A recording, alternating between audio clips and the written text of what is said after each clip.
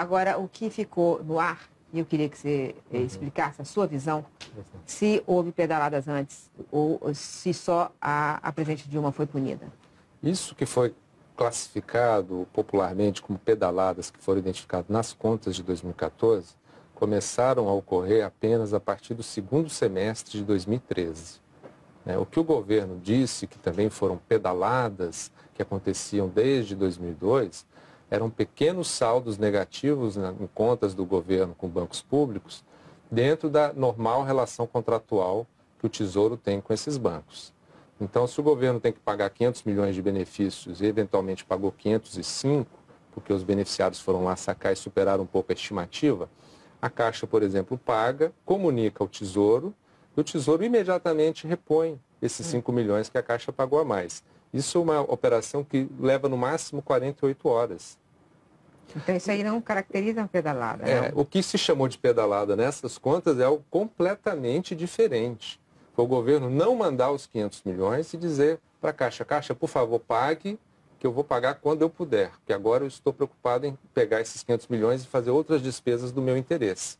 E isso é frontalmente, nitidamente, com todas as letras, vedado pela Lei de Responsabilidade Fiscal. Eu quero pedir um gráfico que foi mostrado ontem pelo relator. Ele mostrou isso, e aí explicando para quem está nos ouvindo o que é esse gráfico. Se é 2004 para cá, isso é o saldo do governo com a Caixa Econômica Federal, aí que vocês estão vendo que fica ligeiramente positivo, ligeiramente negativo ao longo do tempo. A partir de 2013, ele fica bem negativo, em 2014 chega no nível muito baixo. Queria que você explicasse, então, Júlio. Então, veja, o gráfico mostra bem que os momentos anteriores a 2013, que o saldo fica negativo, são mínimos e esporádicos. A partir do meio de 2013, o governo passa a usar sistematicamente a Caixa para se financiar. E em 2014 faz isso de uma forma brutal, um saldo negativo ali alcançando quase 6 bilhões de reais negativos. Então, imagine uma instituição financeira ter que suportar esse ônus não previsto de carregar 6 bilhões de reais como numa espécie de cheque especial para o governo federal. Se uma ou outra irregularidade, foram 15, uma ou outra que você acha mais importante ser entendida para quem assim, precisa saber que a lei foi desrespeitada? Eu vou destacar as 4 principais, que formam um conjunto harmônico dentro de um plano de maquiagem das contas públicas, segundo o entendimento do Ministério Público de Contas. O governo começa 2014 fraudando o decreto de programação financeira e de contingenciamento, com informações oficiais que ele recebeu do Ministério do Trabalho e do Emprego sobre frustração de receita do FAT e sobre necessidade de suplementação de despesas para o seguro-desemprego, de 9 bilhões a suplementação e 5 bilhões a frustração, ele já teria que, em fevereiro de 2014, ter feito o contingenciamento 14 bilhões de reais maior do que ele fez. Ele teria que ter bloqueado despesas não obrigatórias, porque as obrigatórias ele não pode bloquear. Então ele teria que escolher alguma despesa não obrigatória para bloquear. Poderia ser o FIES, poderia ser o investimento, poderia ser o Pronatec, o Ciências Sem Fronteiras, enfim. Despesas que, evidentemente, têm um impacto junto à sociedade, os beneficiários desses programas sociais. Não bloqueando, essas despesas ficaram livres para ser executadas, quando deveriam ter sido bloqueadas por força da lei. A pedalada fiscal é a parte financeira deste plano. Como eu vou executar essa despesa? Não basta ter o orçamento livre, eu tenho que ter o dinheiro, efetivamente. Como eu não tinha dinheiro, eu uso o Banco do Brasil, a Caixa, o BNDES para essas finalidades. E esse dinheiro que eu teria que mandar para esses bancos, eu uso então para pagar esses programas. A terceira irregularidade grave é a edição de decretos da Lavra da Presidente da República, no fim do exercício, de abertura de créditos adicionais. Decretos que só poderiam ter sido abertos por lei.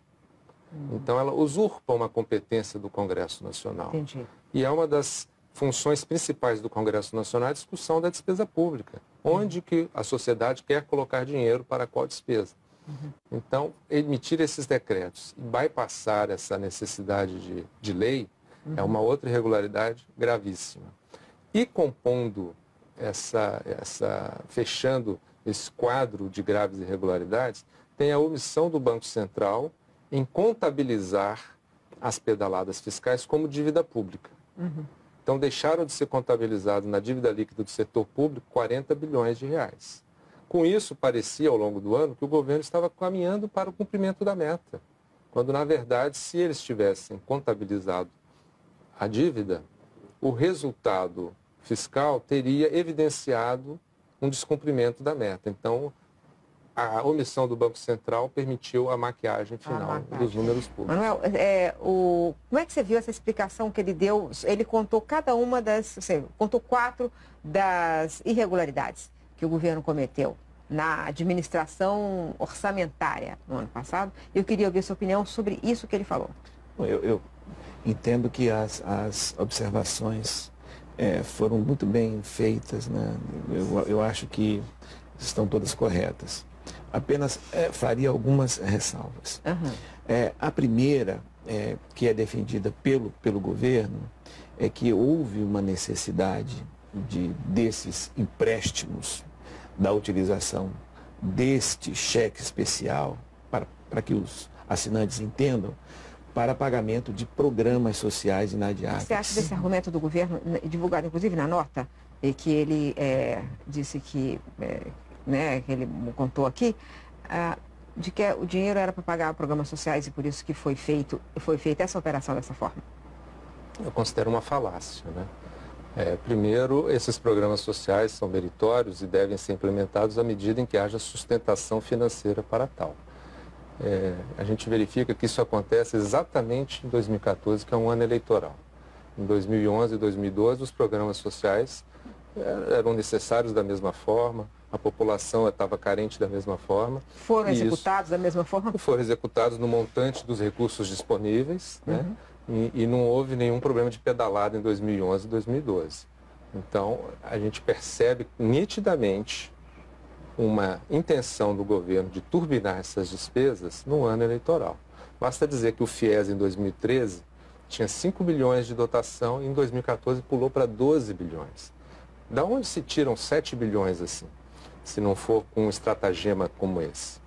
E em 2015 a dotação caiu para menos da metade. Né? Quantos estudantes começaram o seu curso superior e em 2015 não conseguiram renovar o financiamento? Quantos estudantes foram para o exterior no Ciências Sem Fronteira e a partir de janeiro ficaram sem receber a bolsa? Então, isso é uma prática irresponsável que não pode ser admitida assim, porque é um programa social, tudo se justifica. Né? Muito pelo contrário, se é um programa social, tem que ter mais responsabilidade ainda na sua implementação. Tem que ser sustentado. Tem que ser sustentado porque nós estamos cuidando da vida das pessoas. É cruel eu acenar com financiamento estudantil e no ano seguinte eu retirar. É cruel mandar um jovem carente para o exterior e depois não mandar a bolsa para ele sobreviver lá no exterior, longe da sua família. Então, assim, eu acho esse argumento absolutamente falacioso.